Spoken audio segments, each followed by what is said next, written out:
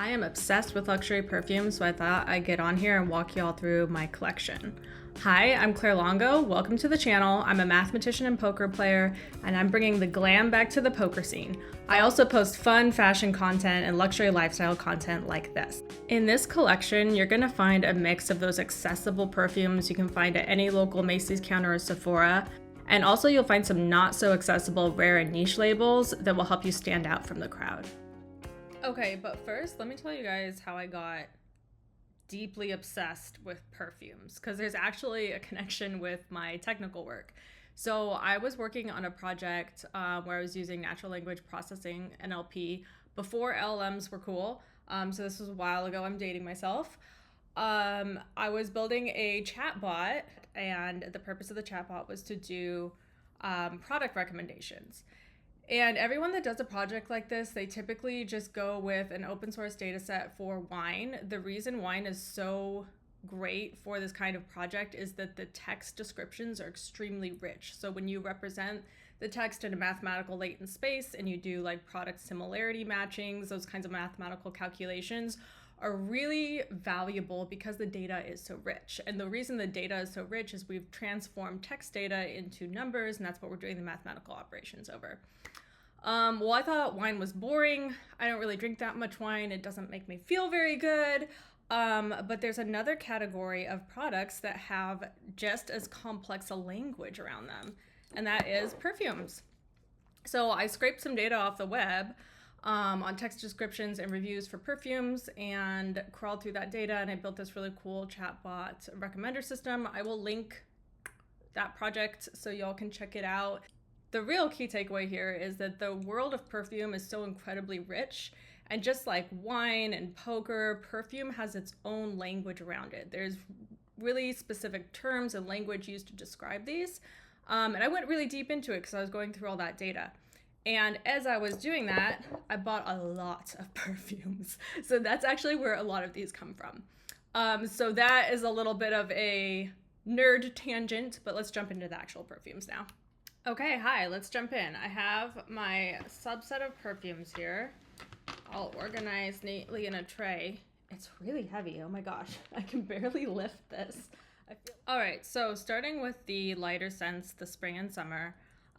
First one up is Creed. So this is more of a high-end one, but it's definitely one you can still find at department stores. It's called Spring Flowers, and it's a very light, very green scent. So green is like, I don't know, think of like a green smoothie or like just a botanical garden. Like, to me, it smells like what the flower garden inside the Bellagio should probably smell like.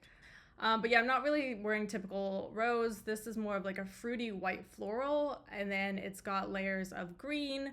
It's a little sweet. I don't smell too sweet here.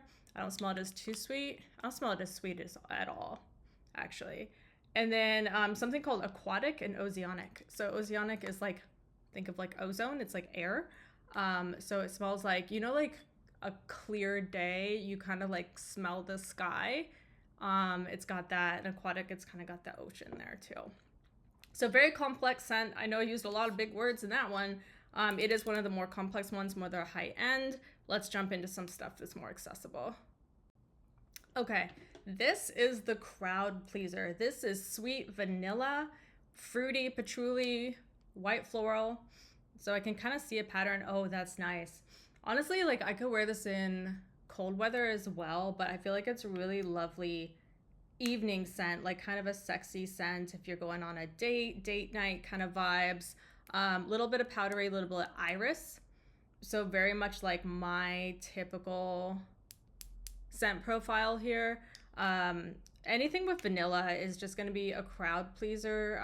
Vanilla perfumes are the ones that men compliment on us the most. They really seem to like vanilla. I think they're just hungry all the time. But this is a really good kind of balance with the patchouli. Like definitely a woody base, but very sweet. Moving right along, I said I would get to the cheaper ones. The ones you can pick up at the Ross Dress for Less. It's Juicy Couture. Oh my gosh. You can see this bottle is almost empty, and it's one of the bigger bottles. This is the 3.4.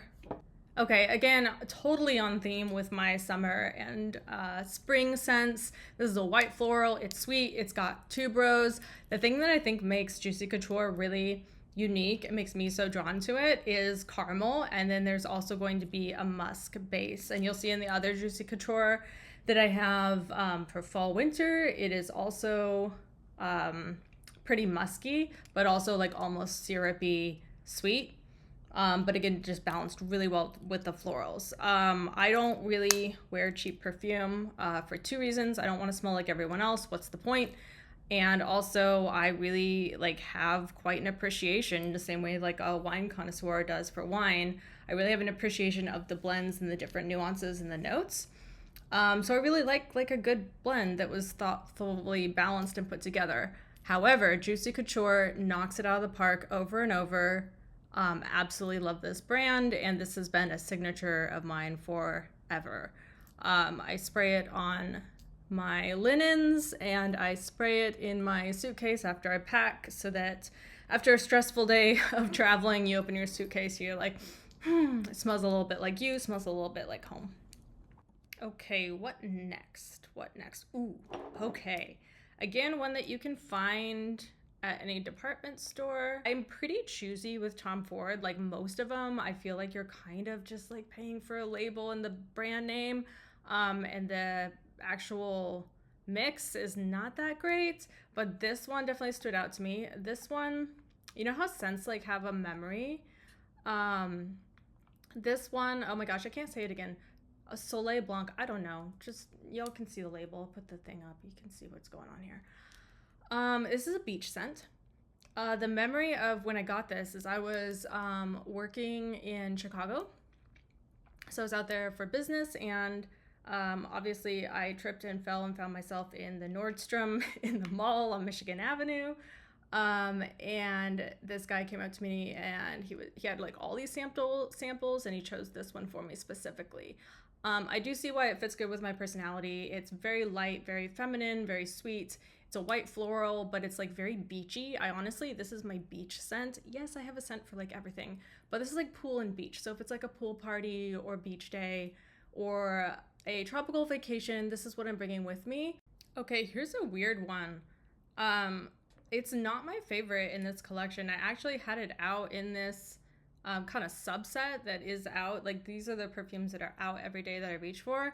This one was actually out because I was having someone else smell it to compare it to something else to kind of do some elimination and choose something. But the reason I think I don't like absolutely love this one, but it might be a really good fit for other people, is that it is very rose. So this is very much like a green scent. Again, that kind of tropical, but like tropical greens, like think like rainforest, patchouli, little woody, like definitely get rainforest vibes. Like I think it straight up probably just smells like a rainforest with a lot of roses in it. Bond number 9 is again a fairly high-end perfume house. You will find this in higher end department stores, and this one is really lovely. I just don't reach for it every day. This one, it's Dolce & Gabbana.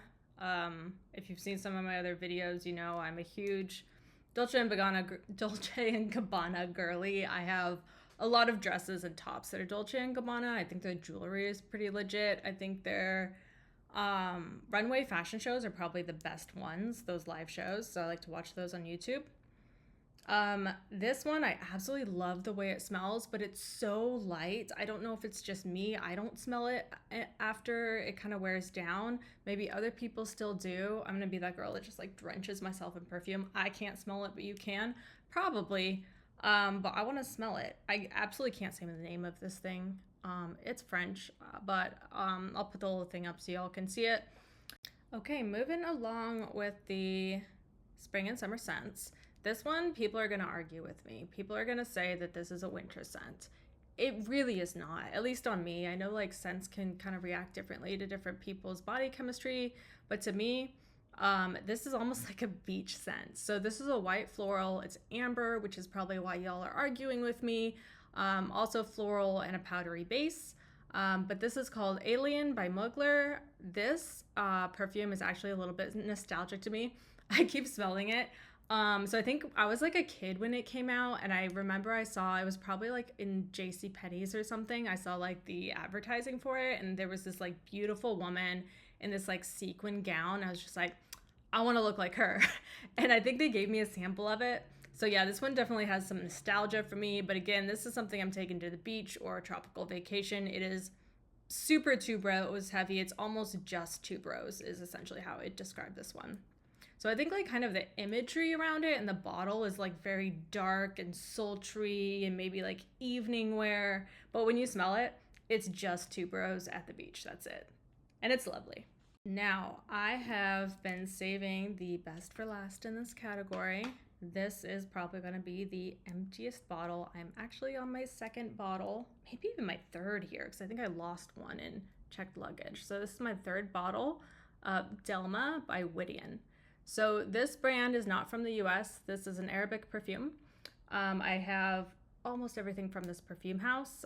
During the time that I was working on my AI model for perfume, this was the specific brand, along with another one that I'm going to show you, but this was the one that I went really deep into and was just so impressed with absolutely every mix. Some of them lean quite more masculine, so not really something that I could wear on a day-to-day, but I think I own almost every one of them. But this is the one that like, this is my most complimented perfume. But here's the really unique stuff about this one. This is a heavy saffron perfume, also marshmallow, and gosh, peach. Is it peach? No, that's the other one. We'll talk about the other one because I have one in my fall winter. But yeah, this is my most complimented perfume. I think it's got really good staying power. I can smell it, like I'll spray it on like my furs or my coats. And then when I get them out or like put them on the next week, I can still smell it. Absolutely my favorite perfume, and I hope that they never stop making it. I almost didn't want to show it to you guys because again, it's a really unique one that like no one else is gonna have. Okay, so let's jump into the cold weather perfumes. This is my fall and winter collection because I just showed you the Whittian for spring fall, which was Delma. This is the Whittian for cold weather. So you can see this one is like almost empty. And this is my second bottle. So this is Whittian Black 5. There are, I think, 5 different variations of Whittian Black. Each one is super unique. I have all of them. Not all of them are actually with me right now, but this is the one that I was reaching for over and over. So for some reason, this scent became like the cozy stay indoors one. And I would actually wear it a lot when I was baking. It almost smells like a peach pie or like maple syrup. So this one, just like any perfume in this house, has some really complex notes.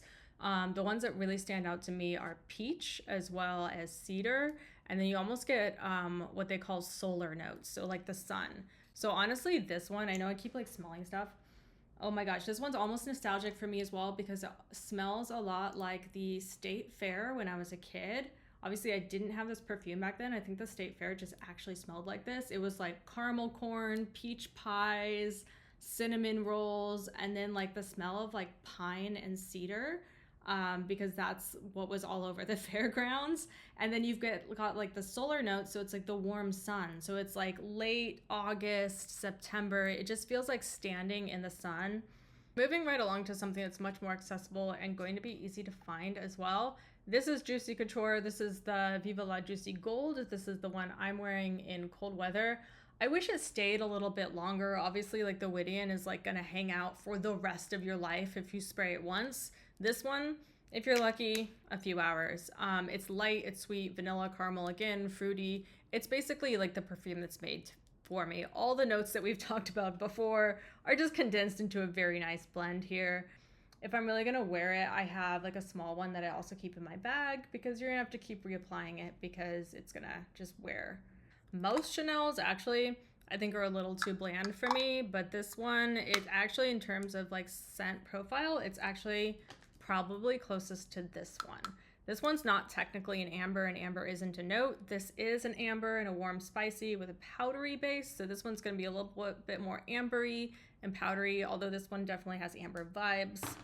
And yeah, it's very classic. This is gonna be one of the sweeter Chanels and really good for cold weather, kind of cozy, but it's so almost like overdone that it's recognizable and it is dated by an era. So I feel like if I wear this one, I might kind of smell like an old lady because it was so popular so long ago. And they do remake Chanels, like we got Chanel Mademoiselle This is really the only one that's nice, so I don't care how old I smell. This one is my go-to for like evenings out. I typically am wearing this one to more classy events like the opera or dinners, things like that. Okay, so we're taking a turn into the bizarre and weird niche perfumes. So first, let's talk about Creed. Creed is a brand that some people would know. The other brand, I don't think anyone will know. But oh my gosh, this one's so interesting. This is like, I loved it, and I know literally everyone else is going to hate this. So I don't wear it out of the house. I have tried to wear it out of the house, and I love how I smell and I love how it makes me feel. And I just know that I am a nuisance to the public in this. So this is a very heavy saffron scent. So similar to Delma, which had a heavy vein of saffron. This one is a saffron scent, and I can smell the difference. This is much more wearable.